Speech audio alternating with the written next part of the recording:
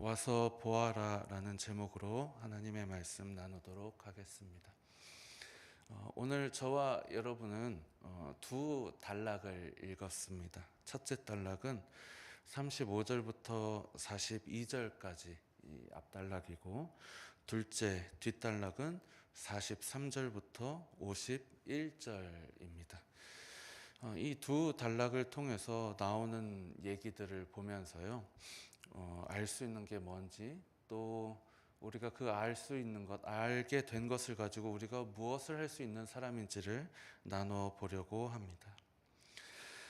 우리 사람은 어떤 면에 있어서는 참 가르치기 쉽다라고 생각하고 있는 게 뭐냐면, 가르치는 사람 입장에서는 그냥 내가 이 사람한테 보여주면 된다는 겁니다.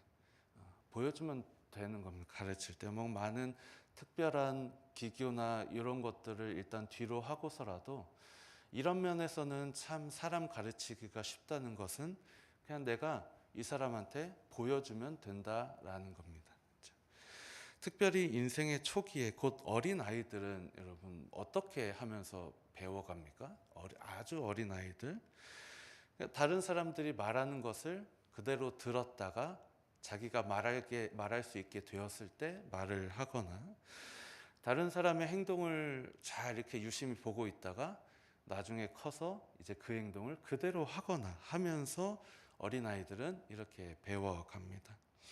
어린아이들은 태어나서부터 책상에 앉아 선생님의 가르침을 받지 않습니다.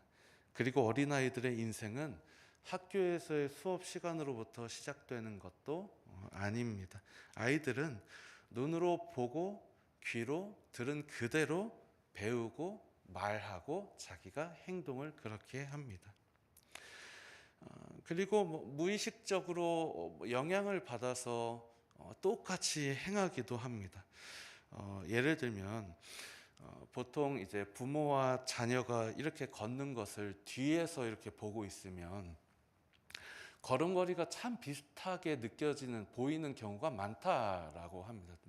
아빠랑 아들이 이렇게 걷고 있으면 걸음걸이가 되게 비슷하고, 엄마랑 딸이랑 이렇게 걷고 있으면 그 뒷모습이 되게 비슷하다라는 얘기도 있습니다. 물론 몸의 형태와 같은 이런 신체적인 것을 부모님으로부터 물려받아서 비슷한 부분이 있고 해서 그런 걸 수도 있겠지만, 여기에 더해서 어려서부터 부모의 걸음걸이를 보고 자란 자녀라면 무의식 중에 자신의 걸음걸이가 부모의 걸음걸이와 더 많이 비슷해질 겁니다. 이렇게 사람은 자기가 겪은 그대로 행하려고 하거나 자신이 경험한 것을 그대로 행하려는 성향이 있습니다. 오늘 이 한 본문에 있는 두 단락에서요, 모두 이런 면을 잘 보여주고 있다라고 생각을 합니다. 자기가 겪은 그대로를 다른 사람에게 행하는 것, 이것입니다.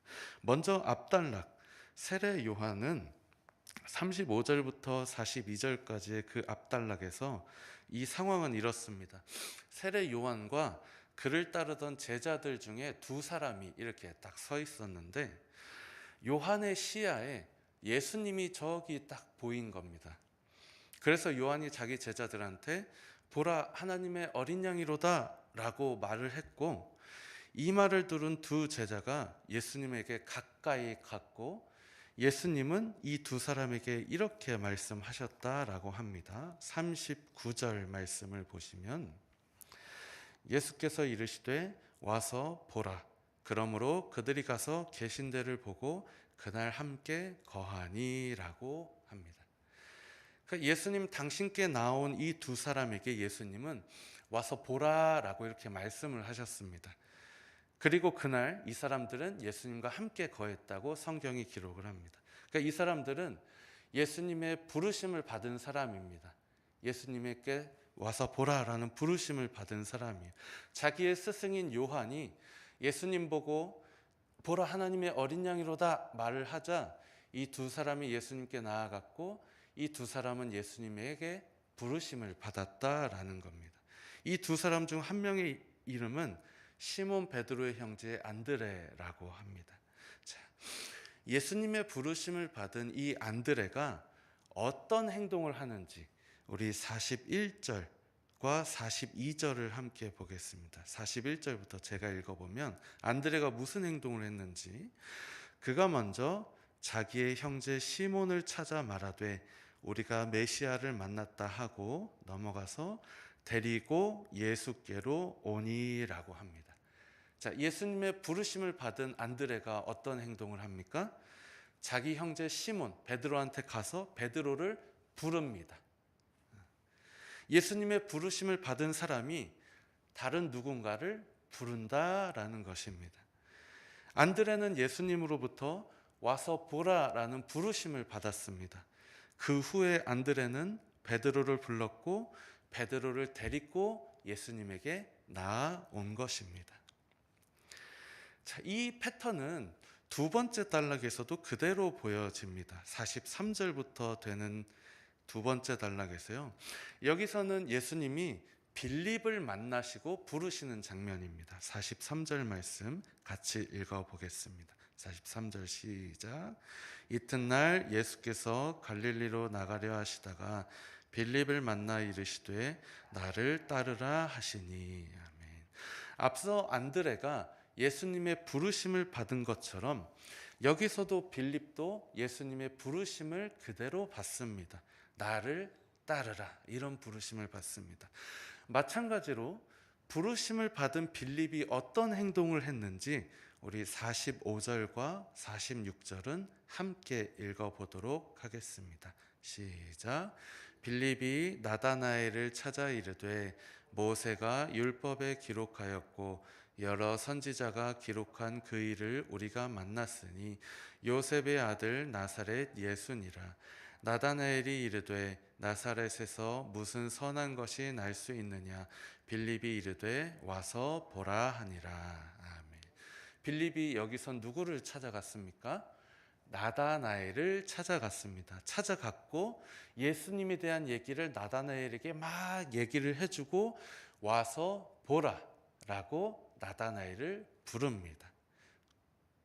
어떻습니까? 앞에 안드레가 했던 것 그대로 이 빌립이 하고 있는 겁니다. 부르심을 받은 안드레와 빌립이 다른 누군가를 불렀다라는 것이죠.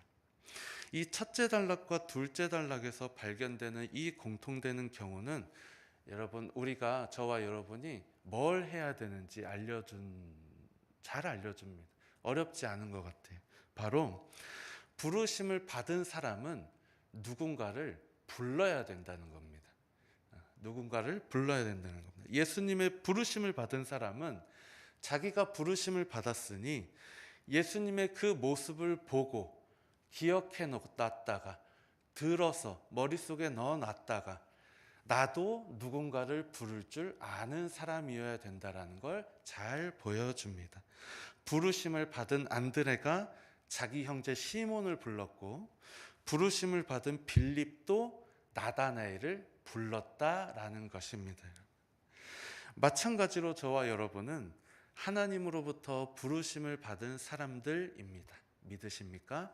믿으신다면, 그렇다면 우리는 하나님께서 우리를 부르시는 그 행동을 본 겁니다. 겪은 것이고 들은 겁니다. 그렇다면 하나님이 그런 모습을 우리에게 보여주셨으니 우리 역시 누군가를 불러야 된다라는 걸 잘 알 수가 있습니다.